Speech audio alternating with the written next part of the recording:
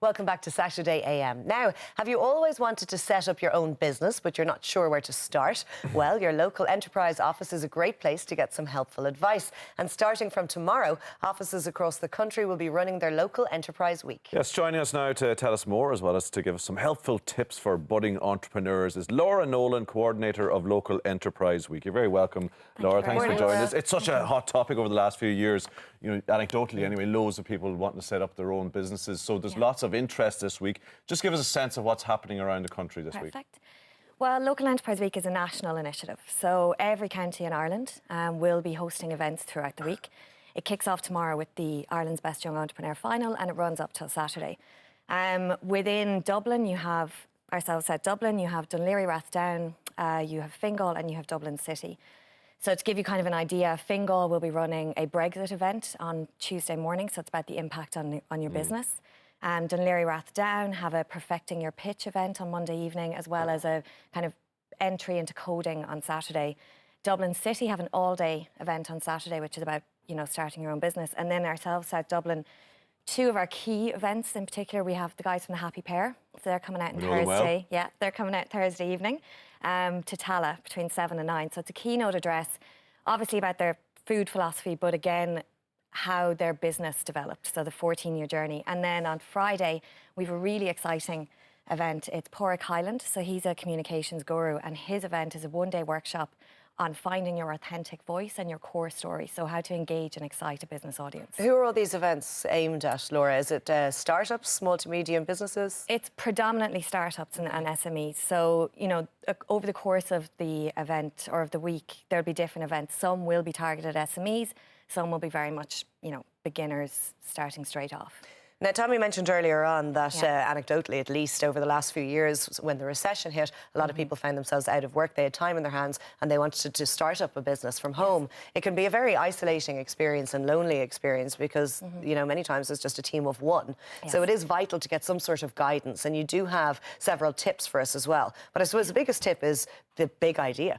Yeah. So for any business, your idea is fundamental. You know, if your idea is solid and you've researched it well and you've prepped it well, that forms the basis of your business. So, you know, for any startup that kind of has an idea that they're thinking about running with, you know, we'd suggest you research it to the ends of the earth. How do you actually go about that? Well, there'd be speaking to your local enterprise office, you know, talking to them about the idea. There's, you know, the basics as well. There's online research. There's looking at the current industry that you're hoping to get into, what exists out there, both domestically and internationally.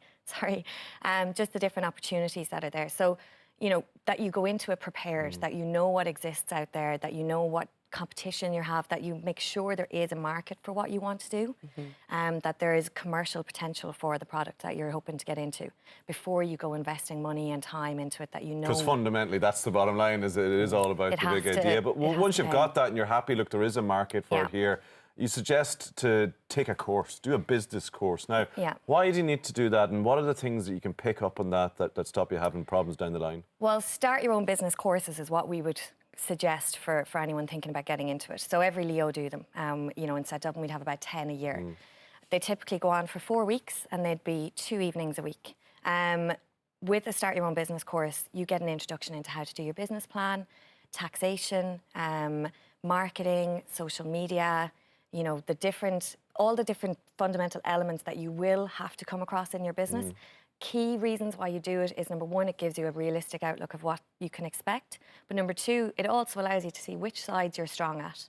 You know, if there's elements that you come across in this that are not particularly a strength of yours, you look at that's potentially something you outsource. So it gives you a good introduction into what you can realistically expect when you set up. And all the boring stuff about, you know, doing the accounts and doing the tax and all that, like, it has to be done. You have to know what you're doing. If you're starting up your own business and accounts aren't your thing, you have to allocate a time every week to do it, because that's, you know, that's the kind of thing that can cripple a business. But things like accounts, though, Laura, they're surprisingly easy once you know how. So I suppose when you're on the course and you understand that you can go online, it's a click of a button and doing your returns every month. So I suppose it's sort of a sense of validation in oneself and giving yourself confidence as well. And as you'll see, if you do a Start Your Own Business course, you'll see that all the Leos run marketing courses, sales courses, accounting courses. There's about 60 to 70 courses all year that you can do. What about funding? Funding. So funding obviously is another key issue for any startup These business. are grants and things that can help you, just a little bit of seed money, isn't it? So again, I'll say it, the local enterprise offices are one area. So they would offer grants for particular kind of micro enterprises within a particular space. So there is criteria you have to meet. Aside from that, though, there's going to your local banks, but not just filling out an application form for a business loan. Going and speaking to the bank, because often people will fill out the application form not knowing what the criteria are, and they get rejected for those loans, and that can be quite a crippling or big confidence hit.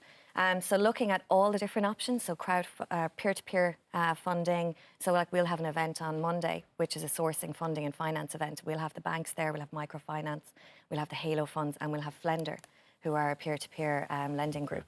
So all the different options for funding and looking into them. There are options. The final 2 points you have, Laura, are sort of the people side of it. Mentoring is one. Is that somebody just to bounce things off? Somebody's been through it all before? Yeah, so there's 2 sides to it. One is your structured mentoring. So your local enterprise offices will align you with somebody that's either industry relevant to you or relevant to the particular skill you are lacking and you need help with.